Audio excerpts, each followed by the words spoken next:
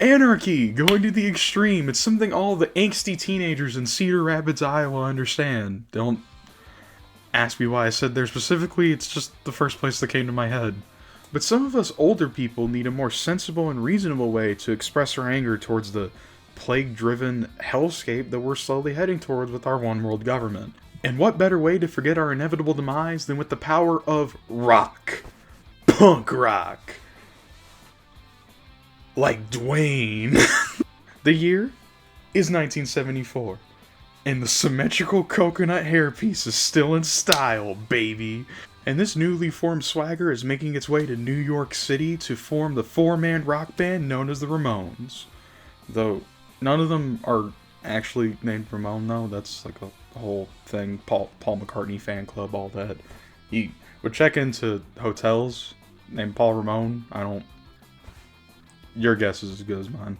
The Ramones are widely considered to be the first punk band of their time, garnering a bunch of huge inspiration from bands like the Beatles and Velvet Underground, which was run by its lead member Lou Reed, who is considered to be sort of the godfather of punk in a way, especially considering that the Ramones themselves were so heavily influenced by him.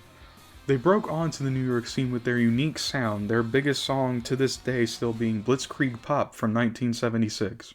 This and a little ditty called I Wanna Be Sedated was a huge patriotic American flagship for what we will come to know as punk later on in its life. It was so fun, in fact, that a bunch of other groups during this time decided to join in on the fun, some of them being included, but not limited to, Social Distortion, the Dead Kennedys, Bad Religion, and the Misfits, the last two being important for later on in punk's history. It was a style that became so popular in America that a bunch of other bands from different genres were starting to adapt different forms of it at the time. The biggest one probably being the Beastie Boys in the very early 80s.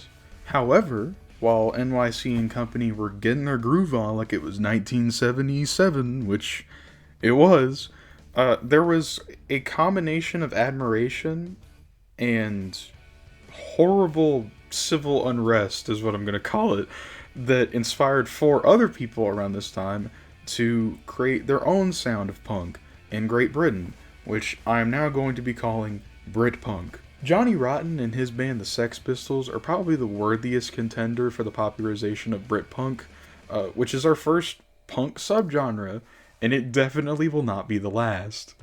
Which also was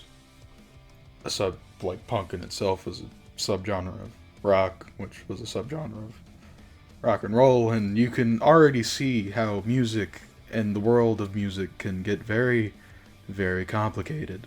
Most bands from this period use their outlets as a form of protest for the ever-changing policies of Great Britain. You know, a topic I'm not at all qualified to talk about. Just know that there is a bunch of different things with decolonization, abortion rights, the Queen, you know, a bunch of different scary topics. Especially the Queen. So, what do we do to fight corrupt politics? Mohawks, of course. The most popular crazed anarchists of this time were the aforementioned Pistols of Sex, the Clash, who would fizzle into pop rock later on in their career, our good friend Billy Idol and his band Generation X, who would also go on to do pop rock, weirdly enough, it was just the thing at the time, and Joy Division, which is a band that you will definitely hear about later. After this, though, with the fire sort of dying out, punk as a whole kind of fell into obscurity, with America getting more into the hardcore sounds of things like metal, and Britain kind of moving into a different style of rock with things like alternative, which wouldn't become prominent until much later, but is still important enough for me to mention. This period would last quite a few years in something that I call the Dark Age, and something that you might call New Wave, or rather the first post-punk era. Here's the thing about punk, and what is truly at the core of why this music is made in the first place. It is used as an act of rebellion against a culture that is against the group that is making said music. And I feel like that's more important to understand as we move into the more mainstream sounds, or rather what punk is known for today, that it is simply used for whatever current trend is happening. If a certain type of music is popular, and there's an anti-cultural subgroup that is against current pop culture trends, then there is going to be an anti-culture group that inherently goes against that. And that's not just with music, that's with everything. But in this situation, that identifies for music. So punk is just going against whatever is popular whenever that said punk movement is happening. So if there is an anti-cultural subgroup that does not fall in line with the current trend, which there always is, then they are going to attempt to change that said culture through counterculture. And counterculture, in this case, being an alternative to whatever is going on within the music scene at the time. The first time we actually see this, like truly see punk for what it is in the 80s, whenever punk gets adapted into a whole new sound in what is originally called post-punk, but is now being called new wave by musical historians. In a way, this sound took a detour from whatever punk was known for to get with the times, in a sense. Rock was popular in the 70s, so then they made punk. Electronic music and synthwave and all the new sounds that were coming out in the 80s were really popular, so then they made new wave. And that is just important to keep in mind as we go through the rest of these different subgenres. It is still a branch of punk, just a whole new different type of sound. With that being said, new wave was really only prominent in the 80s, with it being seen as more of an experimental sound than anything else, trying to create new music through whatever was available, given that this was kind of the birth of the internet age, meaning that technology was more available to people than it ever was. The true pioneers of new wave and post-punk are kind of difficult to pin down, but our previously mentioned band Joy Division is easily one of the oldest. They became essential in the creation of new styles of rock in the late 80s, and their two albums, because yes, they only have two, are considered to be two of the greatest albums of all time. After the band broke up, previous members would go on to create a new band called New Order, and they would be cemented as some of the best of the genre, including other bands such as Talking Heads and Depeche Mode, the latter being one of the most popular bands from this era. Their song Personal Jesus is considered generation defining by most music critics of the time. But then, in a surprise twist to the music industry, a whole new wave of rock would bring the old sound of punk back from the dead, and with some new subgenres along with it, and something I'm going to call the 90s punk revival. Oh boy, we got a lot to talk about. The new wave of rock I was referring to earlier is grunge, which is a Seattle-based genre that was well known for really muddy and almost groggy sounds in its guitars, and overall it was just a whole different flavor from what America was being exposed to in the previous decade with all of its electronic sounds. Actually being able to hear guitars and real drums for once is a welcome change for the most part. However, how a sound like this, where it's drug infused lyrics and, you know, like guitars that just make you feel like you're on LSD, how that in any way, shape, or form got people back into like the breakneck speeds of punk, I really don't know, to be honest with you. But still, Seattle's new sound really could be credited with reviving punk as a whole for what it was known for. Originally, it was, you know, something more rock oriented and something that got really in your face in a way that new wave, while it was amazing, was never really able to do. The only way to talk about what happened next is in sections, as most of the revival can be broken up into three different subgenres, with all three of them being pretty prevalent today.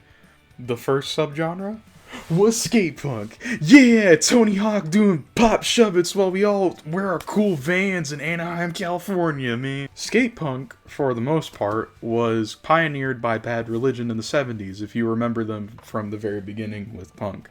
However, their sound and overall vibe would not really become popular until much later in the band's life, resulting in a lot of California skate bros getting really into it and essentially creating a whole genre during the new era of punk rock.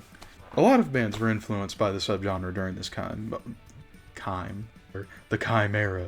It's coming. A lot of bands were influenced by the subgenre at this time, most of them being from California. The popular ones being Sum 41, Blink-182, and even Green Day during their early work. Moving on, moving on, moving on and on no. Horror punk, or sometimes just called hardcore punk, was a subgenre that was there at the very beginning but didn't really get popular until the late 90s.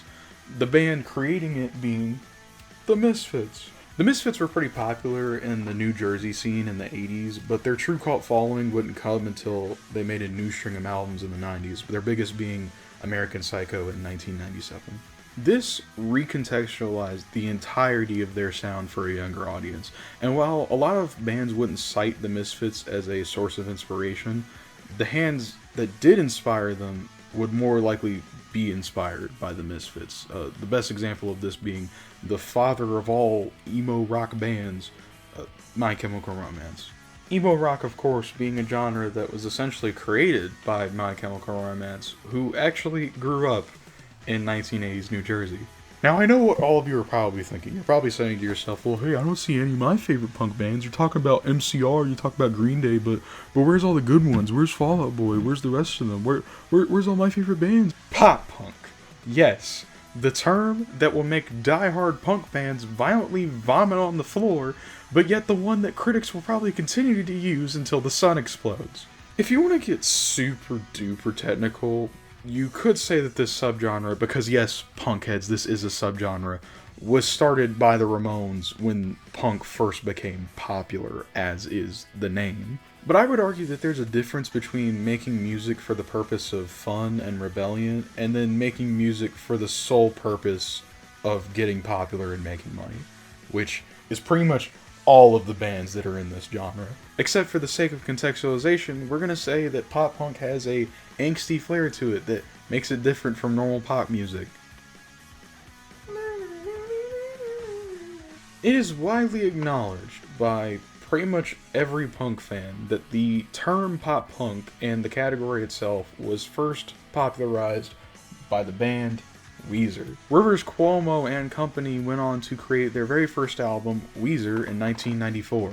Yes, the blue one. The one with the me. I could go on and on about the snowball effect that this had in the mainstream pop circle with acts like Avril Lavigne and most of the big skate punk bands that I mentioned before. Fall Out Boy, one of my favorite bands of all time. Or even, some of the newer acts of today with your MGKs and your Olivia Rodrigos and whoever else. But I wasn't able to, as I was already starved for time. If you want to get my actual take on this, I think overall, pop punk and punk in general was so much more important to the mainstream than people will ever realize. There are entire generations of people that grew up on this music, knowing it for what it is. Warped Tour overall was a cultural phenomenon, and you cannot deny that all of these songs are going to be very important to people's memories. That's just a fact. So I can't say it really surprised me that a pop punk revival would be happening. Did I think it was going to be this soon, and did I think it was going to be this bad? No, but it does go to show that, if people really do find something that they enjoy, it is going to have influence, and that has been proven with punk in general, is that despite all the different generations that make different kinds of it, it continues to move into pop culture, and it continues to ripple and be important and influential to artists. So take with that what you will. Also, yes, the board is still there. I filmed this months ago, and I still have not erased it. I'm hoping that the dry erase marker comes off. So anyway, back to old me. And there you go, the evolution of punk rock from 1974 to now. And of course, this isn't like an exact dedicated list to all the different punk subgenres that there are. There are so many really weird and niche ones like psychobilly and oi and all this different stuff. Oi in particular is very weird. It is an entire subgenre of punk that is completely dedicated to Scotland, like the country. And I just don't have time to explain the nuances of making a sound for an entire nationality and then making a sound because it sounds cool. It also isn't entirely true to say that one sound inspired this. If I were to actively, talk about how sounds inspired one another, I could be here all day, but I guess if I had to physically represent it, it would be something a little bit more like this. which I am sure is an absolute eyesore to look at. The main takeaway from this history lesson was to just help people understand the entire concept of punk as a whole and how it is still alive and well in the current decade. And while I can't really talk about them, there are many pop punk and even post punk acts, considering that we are currently in the second post punk wave, that further exemplify the feeling of a younger generation going against the old one. And I'm going to read directly from my script here because this is a beautiful part and I want to word this in the exact way that I can. Choosing to go against the norm is not a new idea by any means, but punk allows many to sow such angst-driven beliefs in a musical tone, whilst fully expressing why it's so important that we continue to be different as people. It's a beautiful thing, and I honestly just think it's really cool, which I'm sure you picked up on given that I've been ranting about it for the past 10 minutes. But that's all I've got in my scripts. I thank you for watching me talk my head off about a very old string of music for probably a bit longer than I should have. I hope your ego and your chakra is doing well and that you are capable, and I just want you to know that you're capable of doing good things. Peace. Do you want to redo that in here? No, that's it. Okay. No.